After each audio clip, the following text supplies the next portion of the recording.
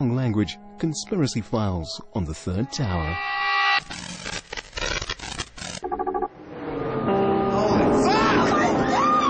We all remember how the Twin Towers were destroyed on 9/11. Guys, the whole tower!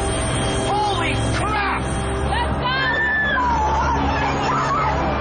go! But there was a third huge skyscraper that collapsed that day.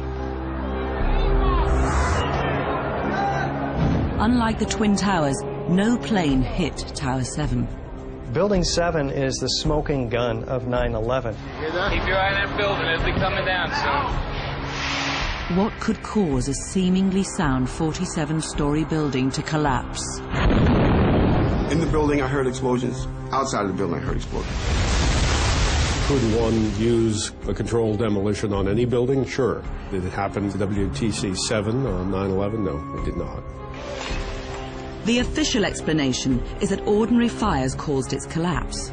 But if the official story is true, this is the first and only skyscraper in the world to have collapsed because of fire.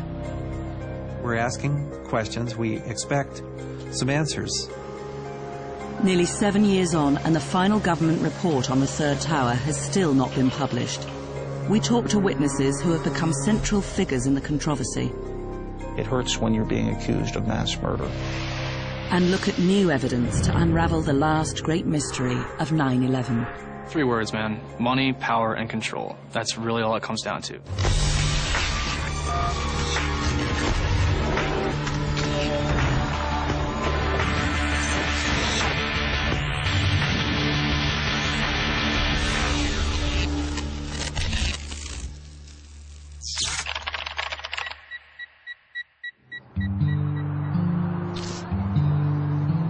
In the American West, the internet phenomenon that is loose change has come to town. Because this is no longer a fringe conspiracy. This is over half the American public that fully believe that the 9/11 Commission is a cover-up at the very least.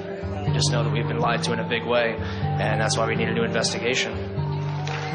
Loose change claims a government conspiracy was behind the events of 9/11 and the ensuing wars in Iraq and Afghanistan. Its makers say more than 100 million people have seen the film, making it one of the most viewed internet movies ever. Now there's a new version for the big screen. Conspiracies have become big business. Our entire foreign and domestic policy has been based upon the events of September 11th. It has enabled the passage of Patriot Act 1 and 2. Truth movement is heavily centered on Building 7. And for very good reason. A lot of people are very suspicious about what went down that day. Hidden behind the Twin Towers stood 7 World Trade Center. It was a building that had a lot of security. There was always like police officers, undercover cops out front. It was very, very heavily guarded. On the outside, an unremarkable building, but it had some unusual occupants.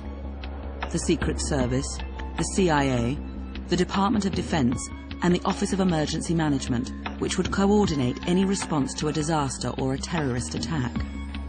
You know, you have to look at what was inside Building 7. You had the largest CIA field office. You had a number of government agencies inside the building. So automatically, for a number of people, myself included, that is enough to at least raise an eyebrow. Some say the government had to demolish Tower 7 because it's where plans were hatched for a massive conspiracy on 9/11. Why Building 7? Let's ask the question again. As the WTC Command Center, was it the hub for the 9/11 plan? Freedom itself was attacked this morning by a faceless coward, and freedom will be defended. Some think the attack on the Twin Towers was orchestrated by the Bush administration, and the hijacked aeroplanes were guided to their targets from Tower 7. Others believe the government also wanted to destroy key files held there about corporate fraud. After its collapse, a CIA team is reported to have scoured the rubble looking for secret documents. The people who knock these buildings down will hear all of us soon. Our government will willingly kill its own citizens for whatever gain it seems necessary, and then lie as much as they need to cover it up.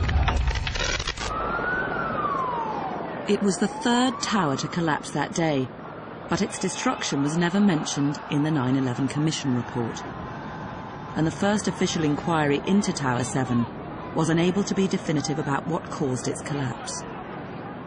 Regardless of what you think actually happened to the building, it does look like and it does resemble a controlled demolition. And I do believe, as far as I know, that's the first time it's happened in architectural history. A steel high-rise building has collapsed simply because of damage and fire.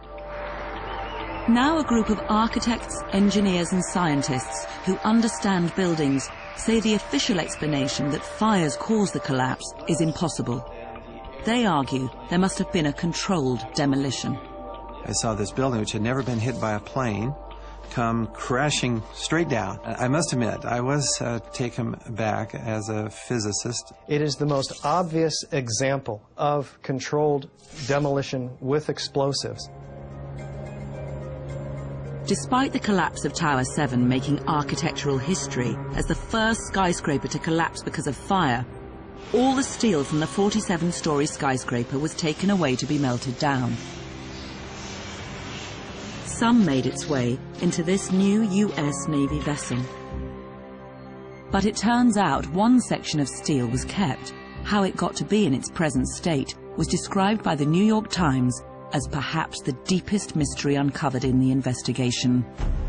There's parts where the entire half-inch of the beam is gone, entirely dissolved right through, and so something happened to cause the steel to really thin and in some places to disappear entirely. Critics say if you look carefully at the events of that day, there's precious little evidence of damage or fire in Tower 7. But plenty of unexplained questions that suggest something far more sinister.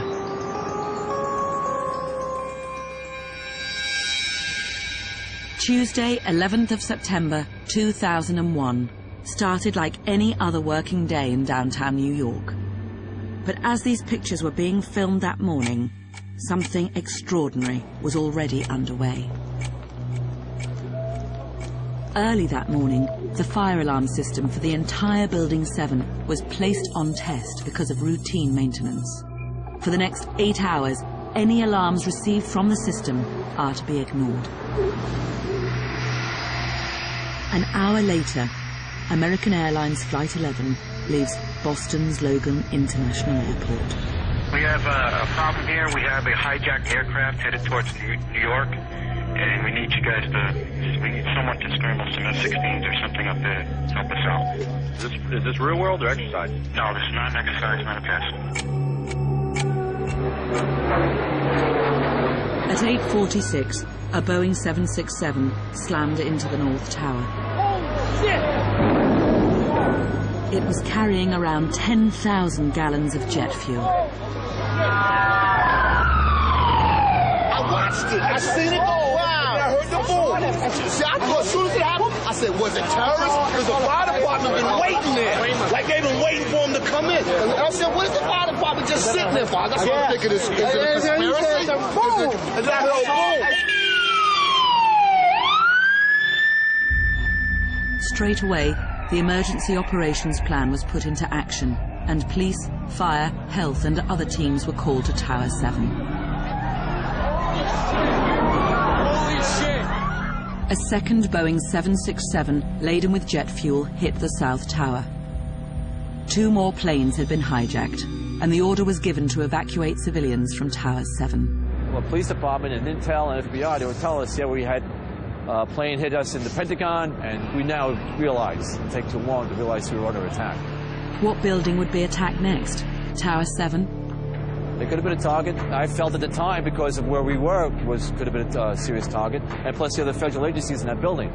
So the decision is made to evacuate the very office designed to respond to a terrorist attack, the Office of Emergency Management. But not everyone leaves. Unaware of the evacuation order, a member of the emergency response team heads up to the 23rd floor. He is about to be trapped inside a building on the verge of destruction. Feared dead by his family, Barry Jennings has become the key witness in the controversy over what really happened inside Tower 7. I'm just lucky to be alive because I didn't realize, and maybe that's a good thing, I didn't realize how close I was to death. When he reaches the Office of Emergency Management, He's shocked by what he sees. To my amazement, nobody's there. I saw coffee that was still hot. They were still smoldering. They had screens all over the place. The screens were blank. So I didn't know what was going on. At that time, I received a phone call from one of my higher-ups. And he said, "Where are you?" And I said, the emergency command center. A long pause. And then he came back and he said, "Get out of there now." At 9:59, the 1,300-foot South Tower collapses. Oh my God!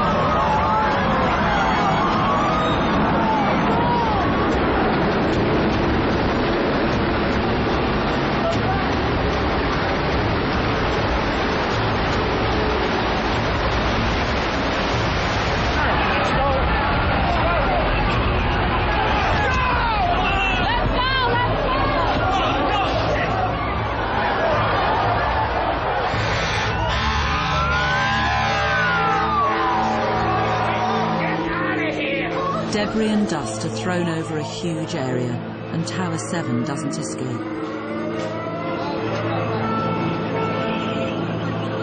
These are some of the only pictures of Building 7 at that moment. Just over a minute later, the fire alarm in Tower 7 is triggered, but because it's on test, there's no information about where the fires are. What happened? Did the side of the building come down? Something fell. What'd you see? It was pretty clear at one point, and then there's a whole bunch of smoke and glass. And I think we're just about the last ones in this building right now. I think you should leave. Everybody else is gone. Okay. I wanted to get out of that building in a hurry. So I started, instead of taking one step at a time, I'm jumping landings. When I reached down to the 6th floor, there was this eerie sound. The whole building went dark, and the staircase that I was standing on just gave way. At 10:28, the North Tower collapses in just 11 seconds. This time, Tower 7 takes a direct hit from the collapsing building.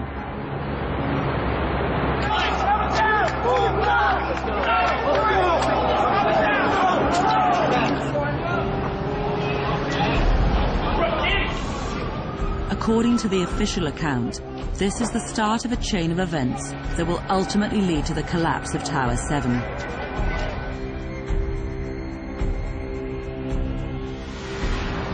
The World Trade Center complex in the heart of downtown Manhattan contains 7 buildings occupied by many of the world's leading financial companies. The Twin Towers rose above the site more than 1,300 feet tall. Tower 7 was 610 feet tall and just 350 feet away from the North Tower. As the North Tower collapsed, debris hit Tower 7 and fires were immediately reported in the building. Early evidence of explosives, or just debris from a falling skyscraper. Barry Jennings was still trapped inside. When we got to the 8th floor, I started walking to one side of the building. That side of the building was gone. And he heard sounds that unnerved him. The first explosion I heard when I was on the stairwell landing, when we made it down to the 6th floor. Then we made it back to the 8th floor. I heard some more explosions. What sort of sound? Like a boom. Like an explosion. And more than one? Yes. Barry Jennings was also an eyewitness to the fires that were spreading through the building. I could smell fire, you could smell the smoke, and I felt the heat. It was intense. The official investigators say ordinary fires were responsible for the collapse of Tower 7. But if that's right, why didn't the fire services fight them? There's no way to put the fire out. Well, we got all kinds of water problems. The 2 trade buildings took out the mains. We can handle just about everything. This is beyond. When they collapsed, the twin towers severed water mains, stopping the sprinklers in Tower 7 and severely hindering firefighting. Eventually, fireboats were used to pump what water they could from the Hudson River.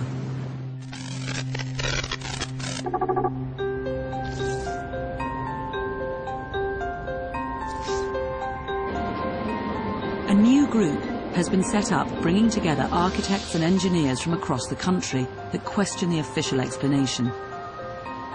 Richard Gage is a member of the American Institute of Architects. He's been an architect in California for 20 years.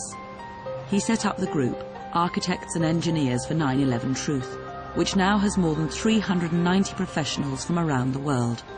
No steel-frame high-rise building has ever collapsed due to fire, and we have over 100 examples from which to choose. In 1991, a fire in a Philadelphia skyscraper raged for 18 hours, but it didn't collapse. In 2005, a 32-story building in Madrid burned for a whole day. There was a partial collapse, but the building remained standing. Tower 7 burned for 7 hours. The Madrid building burned for 24 hours, and my understanding is that the steel around the perimeter was not fireproofed. In Building 7, we have a completely fireproofed building to 2 and 3 hours. What's more, a series of experiments were carried out in these giant hangars in Cardington, Bedfordshire in the mid-1990s. They showed that steel buildings were more robust than previously thought. The Cardington tests in the UK were exemplary in that the steel did not collapse as a result of these tests. A purpose-built 8-story steel building was set on fire. For a short time, the steel reached temperatures of more than 1,000 degrees centigrade, far hotter than in Tower 7. Ceiling beams did sag, but no collapse was observed in any of the 6 experiments. I'm deeply troubled by the collapse of Building 7, because if the official story is true, then what they're telling us is that our existing building codes, to which thousands of skyscrapers are currently designed with 2 and 3 hour fire protection, there's a serious problem. The official investigators accept the fires in Tower 7 were never hot enough to melt steel. They think the steel was heated to about 600 degrees centigrade, crucially the temperature at which steel loses half its strength. According to the official investigators, the main fires were concentrated on floors 6 through to 13, except floor 10. And there were fires initially on some of the upper floors. A fire protection engineer who's joined the group says the fires were not severe. The fires weren't burning on all the floors simultaneously. They were scattered about on the floors. And as they burn, they're going to move through the building, so it will certainly heat up some of the steel in an area. But then as it moves on, when it consumes the combustibles there, the chairs, the desk, the tables, whatever papers were there, then there's no longer any source of heat. After surviving for 3 hours, trapped inside an inferno, Barry Jennings was finally rescued. When we get outside, a police officer comes to me and says, you have to run. We have more information of bombs, so you have to run. When I got to maybe the 19th block, Channel 7 eyewitness news says, can we talk to you? I said, I need an ambulance. The guy said, well, just let me talk to you right quick. We started walking down the stairs. We made it to the 8th floor. Big explosion. Blew us back into the 8th floor. All this time, I didn't know it. All this time, somebody had called my wife, told her I died in the building. Big explosion. Who comes over the TV set? Whose voice comes over? It's mine. And my sister said, wait a minute, that's Barry right there. I said, this is it. We're dead. We're not going to make it out of here. I took a fire extinguisher and I bust the window out. So my wife comes flying back down the stairs and says, wait a minute, is this live? Because we were told he was dead. And the little caption in the corner, left-hand corner of the TV said it was live. The 2 tallest buildings in New York had just collapsed, and just after midday, firefighters were watching Tower 7 nervously. The deputy chief of the New York Fire Department that day remembers the scene. Well, we had our special operations people set up surveying instruments to monitor and see if there was any movement of the building. We were concerned of the possibility of collapse of the building. And we had a discussion with one particular engineer there, and we asked him if we allowed it to burn, could we anticipate a collapse, and if so, how soon? And it turned out that he was pretty much right on the money, that he said in its current state you have about 5 hours. Some people have interpreted this anticipation of collapse as evidence that the fire department and others were planning its destruction. Silverstein, a commercial real estate tycoon with international political connections, acquired a 99-year lease. And the owner, Larry Silverstein, has also been accused of being part of a huge conspiracy to destroy the buildings. It all stems from a TV interview when he used the phrase, "pull it." I remember getting a call from the fire department commander telling me that they were not sure they were going to be able to contain the fire. And I said, you know, we've had such terrible loss of life. Maybe the smartest thing to do is pull it. And they made that decision to pull. I ask every viewer to come to their own conclusion about the language Larry's using and the emphasis. Maybe the smartest thing to do is pull it. My personal response to his comment is that he was involved in a decision to bring the building down. But who knows what he was thinking or saying. This is just speculation. Critics say just 2 months before 9/11, Larry Silverstein took out a $3.5 billion insurance policy on the Twin Towers. A policy that would pay out in the event of a terrorist attack. But without this policy, Larry Silverstein would not have been able to buy the buildings, and the insurance was not just for terrorism. The insurance on Tower 7 dated from 1987, when it was built. And you don't say, we made the decision to pull it, which refers to something. You wouldn't say that about a group of firemen. You would say, we made a decision to pull them out of the building. Larry Silverstein denies any involvement in any possible conspiracy. Is there a simpler explanation?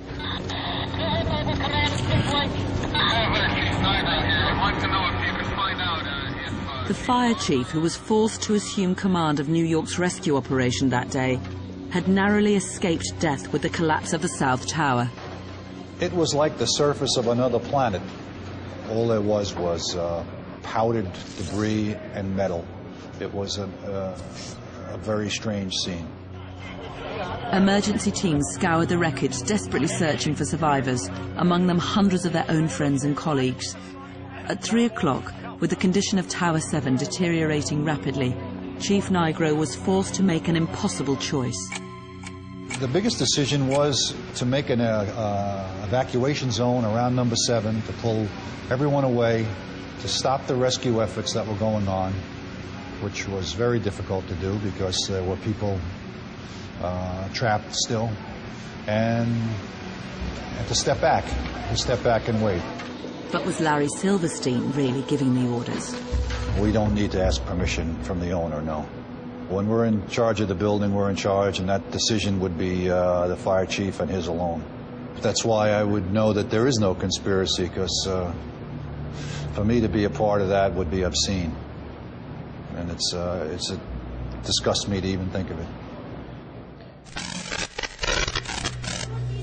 It's alleged that it was not just the government, the police and the fire department that conspired to destroy Tower 7. People have also pointed the finger at the media for reporting the building had collapsed when it was still standing.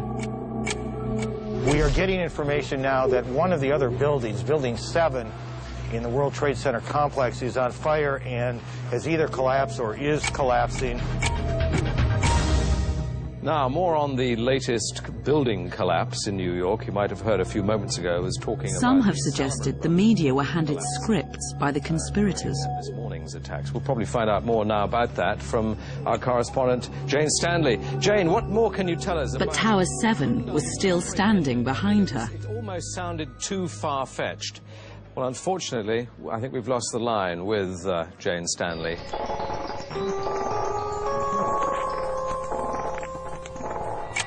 At 5:21 p.m., Tower 7 finally collapses. The 47-story skyscraper and its contents are pulverized to dust. The sixth grader can look at this building falling at virtually free fall speed, symmetrically and smoothly, and see that it is not a natural process. Buildings that fall in natural processes fall to the path of least resistance. They don't go straight down through themselves. Tower 7 was a large skyscraper. At 610 feet high, it had 47 floors, each the size of a football field. There were only a few places foundations could be put down because it was built over a subway and an electricity substation. So long beams were needed to take the weight of the building on the east side, on the right here, and it had to be reinforced on the 5th to 7th floors, and also between the 22nd and 24th floors. It had 81 columns, 57 columns around the edge, and 24 core columns inside.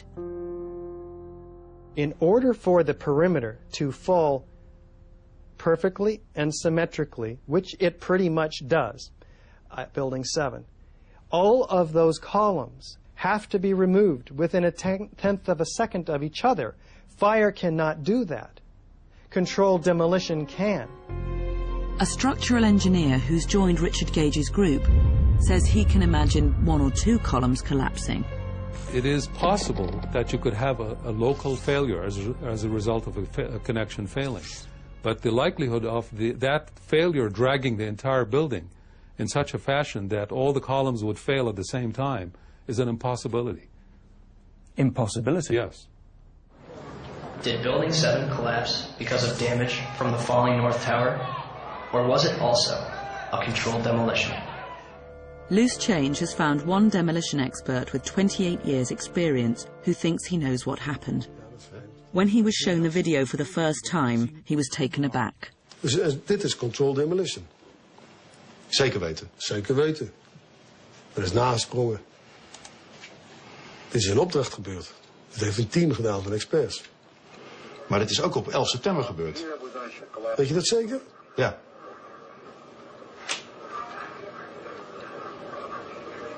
Was het zeker weten de 11e?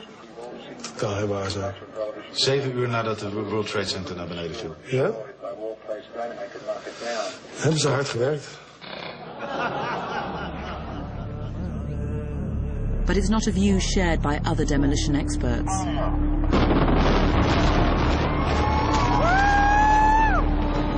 Controlled Demolition Incorporated is one of the world's leading demolition companies.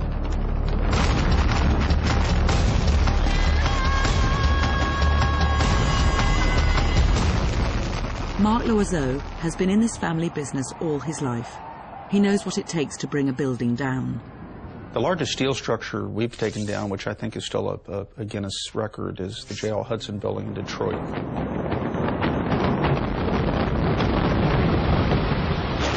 It took months to design it. It took months to prepare the structure for the placement of the explosive charges. Months. It's noisy. There's just no way to get around it. You go in, you knock out usually all the walls on the floors where you place explosives. Gut them. Then there's the placing of all the hundreds of explosive charges, plus literally miles of initiating cable and miles more detonating cord.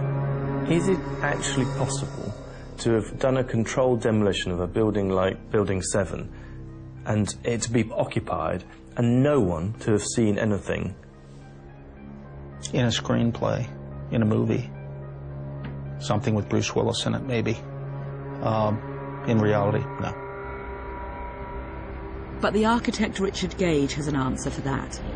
It's possible, although this is mere speculation, that the explosives could have been planted prior to each floor being remodeled, or during such remodeling, or even during the initial erection of the building. So when would that be? What sort of dates would you get into for that? The building was built in the 80s. Really?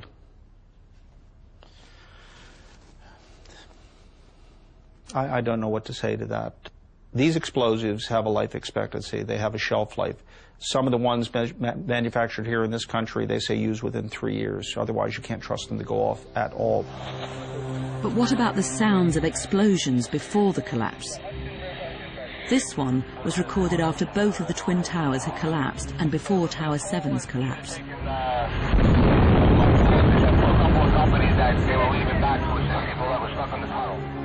What's an explosion sound like? Most people don't know because most people have never heard one. So any sharp, loud bang, that's probably an explosion. 10 massive buildings were partially damaged or destroyed on 9/11. Everywhere, burning cars and trucks and petrol tanks exploding. But was any evidence found of the huge explosive charges that would be needed at the time of Tower 7's collapse? When you're dealing with charges this size, the amount of air that is displaced will break windows easily. Mark Loiseau was brought in by the Office of Emergency Management 3 days after 9/11 to advise on the removal of debris. There were a lot of broken windows there, mainly from impact of debris, but I didn't see windows broken on the backs of buildings, only where debris falling from the towers struck it. But come around the backside, no. Windows weren't broken there. They were shielded from debris falling. If explosives of the magnitude necessary to cut the columns in a big building were detonated, the windows all the way around would have been shattered. No way around it. And they would leave behind some unmistakable signs of explosives. In a structure that is taken down with explosives, you would find these tubes. You would very likely find the upper portion of this cap where the delay element is.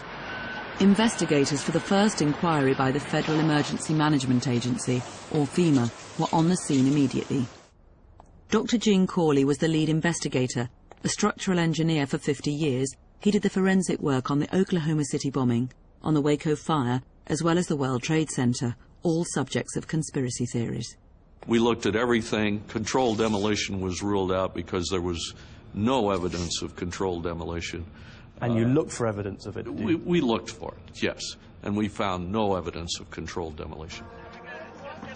Every inch of the site was picked over by hundreds of people. No one reported any signs of explosives. Up in Utah, there's a scientist who thinks he has an explanation. His theory is so controversial, he left his job as a professor of physics because of it.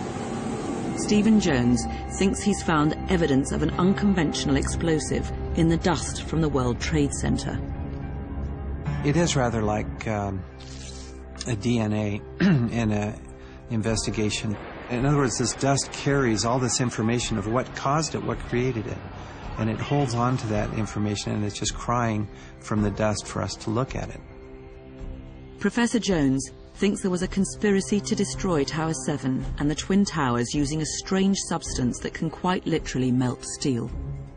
Thermite is a very active chemical reaction. It produces molten iron spheres. The chemical pattern, the fingerprint of thermite, the spheres you get from thermite, matches the spheres that I see in the World Trade Center dust.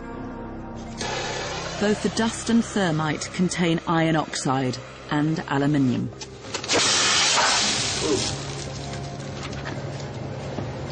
What do you think?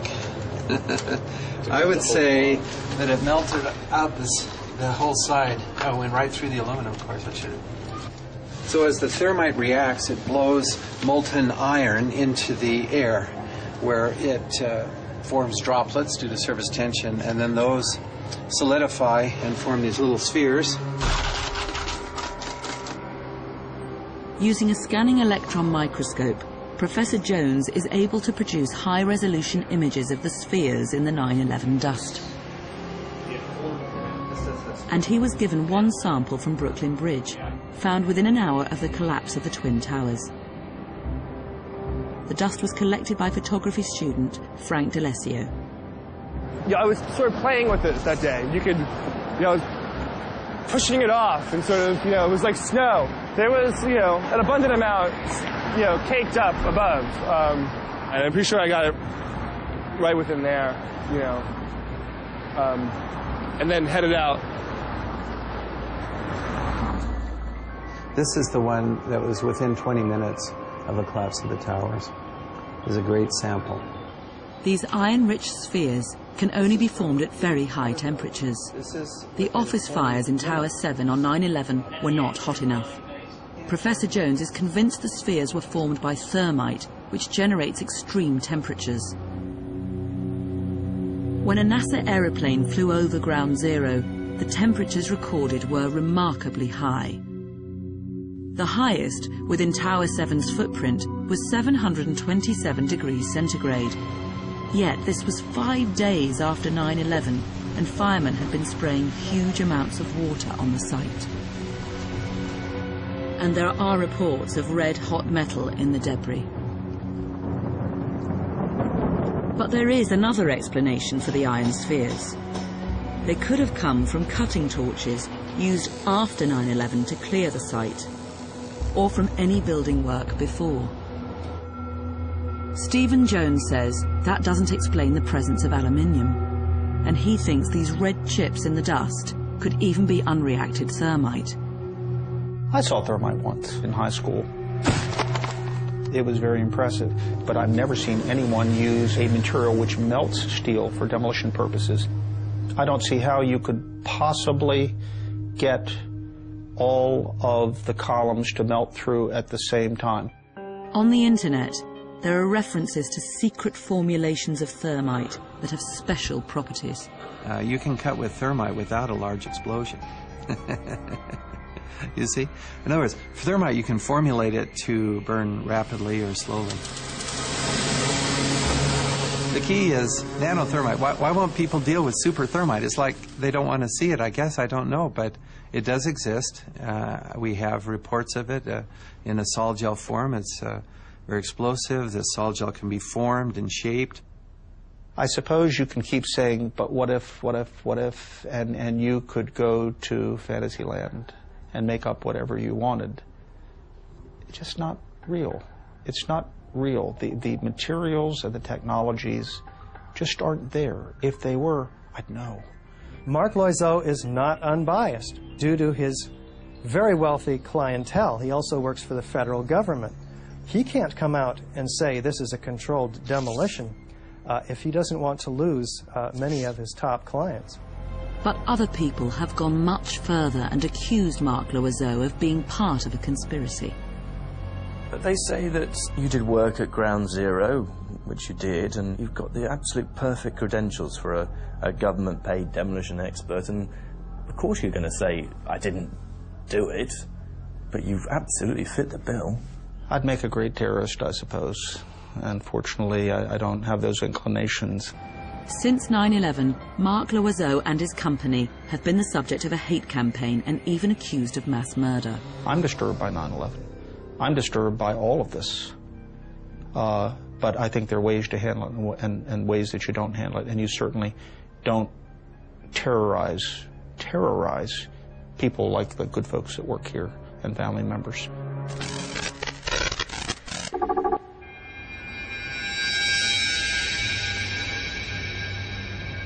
A new Building 7 was opened in 2006. It's thinner, but taller than the previous one. Over the last nearly 7 years, the work on clearing and rebuilding Ground Zero has continued, and new evidence has emerged which supports the official theory that fire brought Tower 7 down. This is some of the only footage of the south face of the building, and it shows the whole side engulfed in smoke. Until now, most people have only seen the other sides, where there was much less obvious damage. Richard Rotans had to assess the damage to Tower 7, and crucially, he saw the south face just after the North Tower had collapsed, slamming debris into it. We're looking at the upper floors at Tower 7. You can see columns gone, floors collapsed, heavy smoke coming out, and fire. The upper floors were an inferno. And then he had to go into that building to assess it. You could hear the building creak above us. You could hear things fall. You could hear the fire burning. You could see columns just hanging from the upper floors, gaping holes in the floors up above us. There was an elevator car that was blown out of its shaft, and it was down the hall. This is, the massive impact from the fall of Tower 1 onto Tower 7. And there are photographs that show much more clearly the extent of the damage from the collapse of the North Tower and the fires that followed in Tower 7. We need volunteers for first aid. We have water, we have a little water here. Raid the buses, raid the trucks. One photographer was able to get close to Building 7 because he was an honorary deputy chief in the fire department. These are some of his pictures. You could see that part of the south part of the building was damaged heavily. There was a big hole in the building on the whole corner of the side of the building on the south side. There's a big hole in the building that looks like it was coming from either the 12th or 14th floor all the way down. And it got wider as it got lower. And you could see part of the building is bowed out a little bit. It was, to me, that's major structural damage. In fact, I see a spandrel sticking into the part of number 7 here, right here. And there's smoke on a lot of floors on the south side of the building. And I saw fire coming out some of these windows. And that, through my experience of taking fire photography for the last 30 years, to me that's an indication of extremely heavy fire condition and a dangerous fire condition. The architect, Richard Gage, is not impressed. He says the smoke on the south side may not be from Tower 7 at all. This is indicative of a negative pressure which drew the smoke from the World Trade Center 6 or 5 that was burning quite severely. So if that photo was of smoke, it would have to be coming from every window. But there was no fires from every window, and right around the corner where the smoke stops, there's no fires, and there's no visible flames in any of that smoke. So it appears to not be coming from World Trade Center 7. It was from number 7. The smoke was coming out of the building, not going from the opposite direction. That's insane. It was coming out of the windows. You see it on the video, you see it in the still pictures. There was heavy smoke, numerous floors had fire on it. And Steve Spack filmed fires not just on the south side, but also on the other sides as the fires spread. You see windows popping and falling. See a window come out, and it drops and hits the floor. Boom, you know, the window, the glass. And it's moving from window to window, and that's what fire does. It's going to travel. It was windy that day. I'm sure that fed the fire, that, you know, the oxygen got in there, and that fire just took off. Another fireman who was there that day is clear about what he witnessed. We saw the fire and the smoke on the south side of Building 7. A lot of damage, and the smoke, tremendous amount of smoke. I couldn't tell what floor it ended at. And he also saw the east side of Tower 7. The windows on approximately 10th to 15th floor of Building 7 started to fail from the heavy fire inside. We looked at it and said, there's so much fire in this building, nobody's going to put this fire out. And after being told there was nothing more they could do to save Building 7, he walked away and witnessed its collapse. We heard it sounded like a jet engine, and if we looked over the buildings, you could see the top of Building 7, and it just started to shake and then just disappeared down. And it was down in about 7 or 8 or 9 seconds. It was just gone. I saw the fire, I saw the damage, and that was good enough for me. I never heard any charges. I never heard any sequence of explosions, timed explosions. And I never heard anyone talk about that until a long time later. In the last few years, the scale of the alleged conspiracy has grown and grown. Not just the government and foreign intelligence, but police, fire service, and even the media. Now, more on the latest building collapse in New York. You might have heard. Where did CNN and BBC get their information, especially considering the building was still standing directly behind their reporters? Well, I think you have to put it in the context of what was an incredibly chaotic day for everybody involved in trying to cover the story. The investigations we've carried out suggest very strongly that we were working on the basis of an incorrect news agency report. We had this statement from Reuters. It came some time after our original inquiries, actually, but what it says is, on September the 11th, 2001, Reuters incorrectly reported that one of the buildings at the New York World Trade Center, 7 WTC, had collapsed before it actually did. The report was picked up from a local news story and was withdrawn as soon as it emerged that the building had not fallen. Do you think that's suspicious? Not really. I didn't even want to, to be honest with you, I didn't even want to put that line in. But, you know, I'm not the only person on the team. I do think it's a little embarrassing on both the part of the CNN and BBC. Even more embarrassing, the BBC lost key tapes of its 9/11 coverage. But we found them. It turned out they'd been put back on the wrong shelf. 2002 rather than 2001. Cock-up rather than conspiracy. Our correspondent, Jane Stanley. What of the reporter herself? She's never talked about this before. Jane Stanley was a world affairs specialist and had just arrived in New York. The BBC quickly found a place to interview her, but she had precious little information to go on. I was thrown not a question, but a statement of fact. I don't know where that came from. Jane, what more can you tell us about its collapse? Well, only really what you already know. Details are very, very sketchy. I mean, it's very, very difficult being in that position where you've got no communications, no access to information, and that just comes out of left field. Details are very, very sketchy. It was very upsetting about a year ago because of the level of persecution and the virulence in which I was spoken about. And it's just very unfortunate that this whole conspiracy kind of, I think, rather ridiculous situation has grown out of what's really a very small and very honest mistake. Well, unfortunately, I think we've lost the line with Jane Stanley. The BBC says there's a simple explanation for the interview ending abruptly. The satellite feed had an electronic timer, which cut out at 5:15 exactly.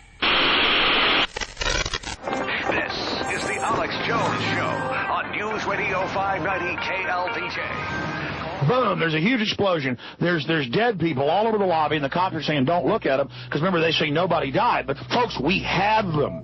This is so huge.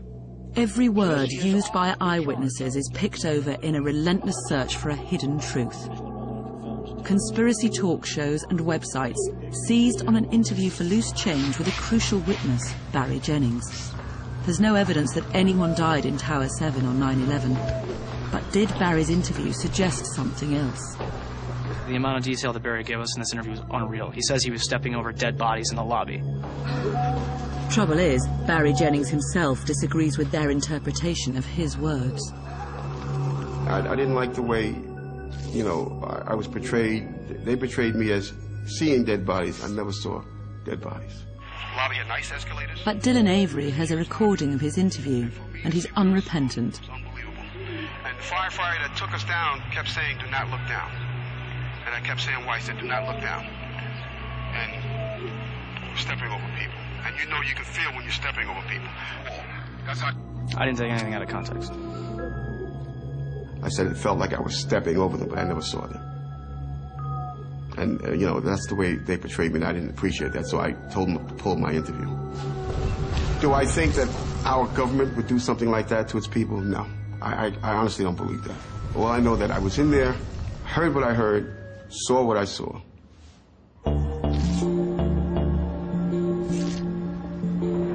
In New England, the claims of the mysterious melted steel from Tower 7 has been unravelled.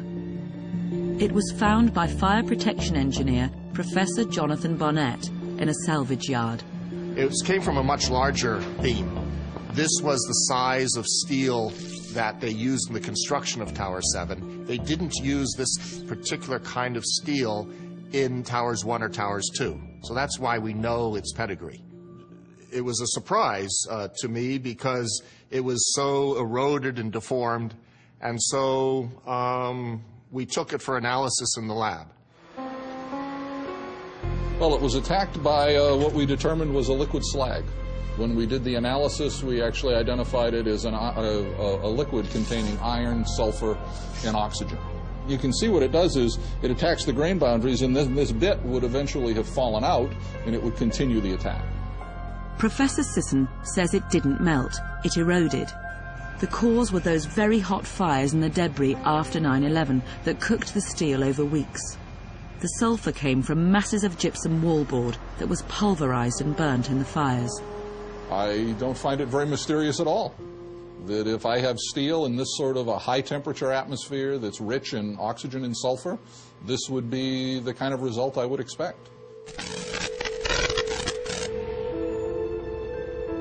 The way official bodies have investigated Tower 7 at the World Trade Center makes some people think they're hiding something. The first inquiry into Tower 7 by FEMA said the building collapsed because intense fires had burned for hours, fed by thousands of gallons of diesel stored in the building. But it said this had only a low probability of occurrence, and more work was needed. Critics point out that was 6 years ago. Shyam Sundar has studied the steel from the Twin Towers. He heads the Tower 7 investigation by the National Institute of Standards and Technology. We've been at this for a little over 2 years, and doing a 2 or 2.5 year investigation is not at all unusual. That's the same kind of time frame that takes place when we do airplane crash investigation. It takes a few years. With no steel from Tower 7 to study, investigators have instead made 4 complex computer models, worked out to the finest detail.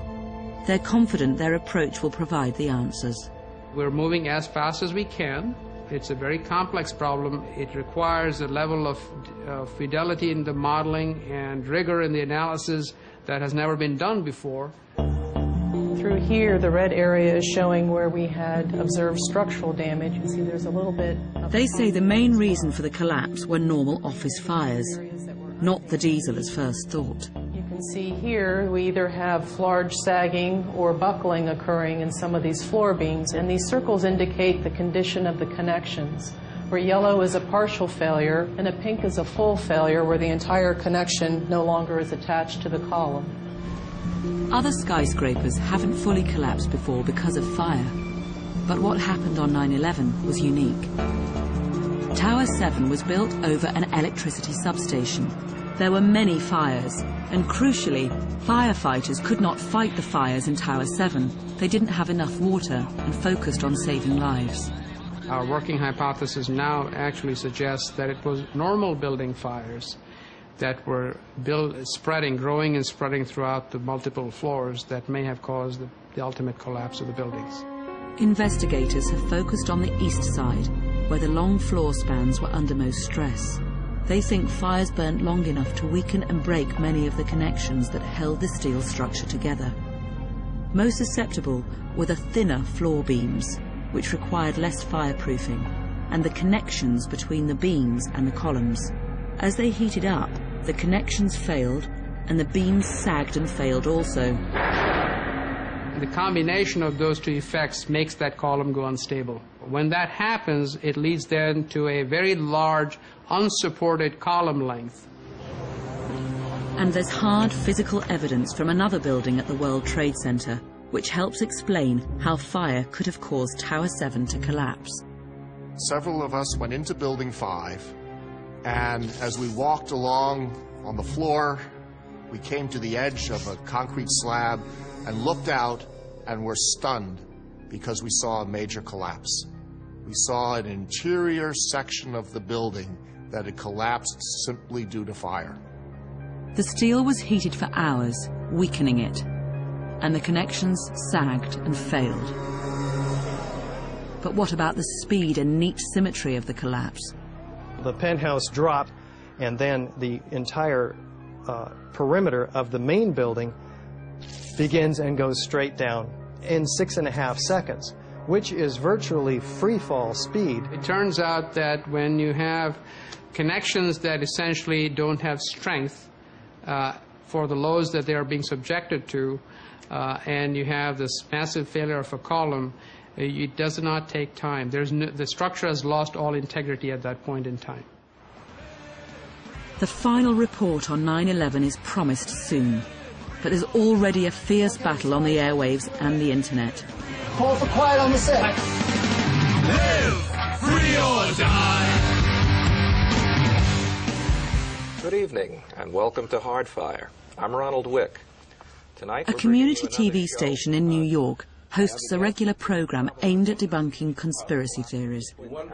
They had a big head start. When I got involved in this in April of 2006, there were already over 1 million pages on the internet devoted to 9/11 conspiracy theories. There is nothing that could falsify their beliefs. Yeah, it's a religious purely belief. faith. In other words, there is simply no evidence that you could show them. The entire game is being selective with them. It's picking little anomalies out. Some of them are big anomalies, the way they see them, but not connecting them in any coherent way. There's no coherent hypothesis, and we keep asking for one. How does this fit into any larger theory?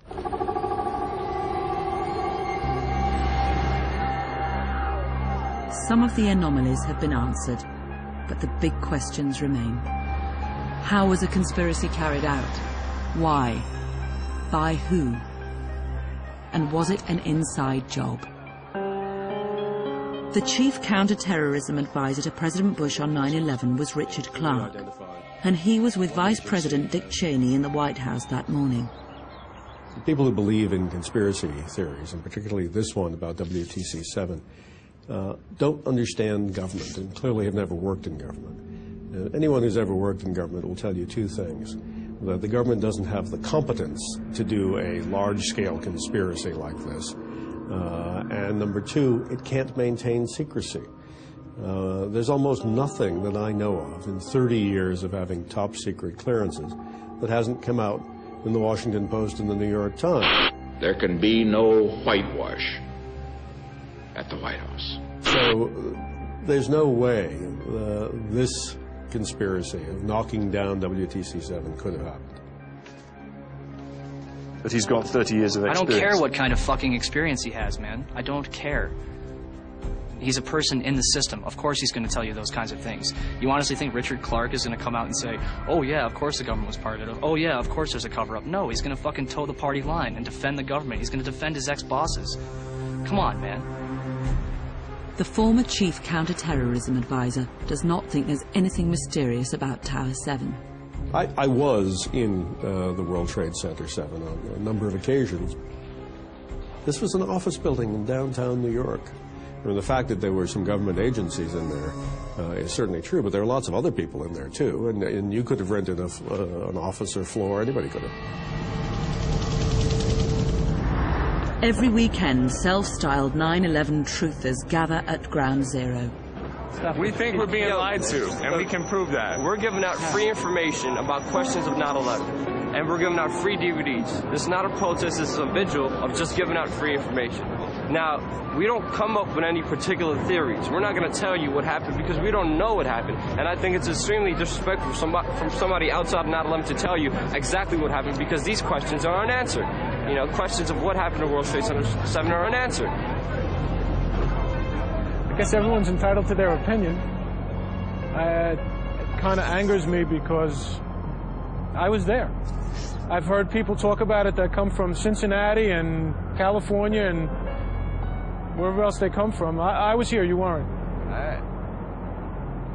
I think they have no respect for all the friends of mine that I lost and all the people that died that day. It's like a slap in their face. Nearly 3,000 people died on 9/11, including 343 New York firefighters. The man who was in charge that day hopes the official report on Tower 7 will finally end a painful chapter in America's history. Conspiracies can always be more exciting than the real thing because you can always add to them. It makes for great fiction. And I enjoy great fiction myself, but when it comes to real life, I think we have to know one side of the page is real life, one side of the page is fiction, and draw the line between them and live in the real world and enjoy our fiction as fiction. Find out more about this programme and others in the Conspiracy Files series at our website bbc.co.uk/conspiracy files. Test yourself on the biggest modern conspiracy stories and tell us what you think.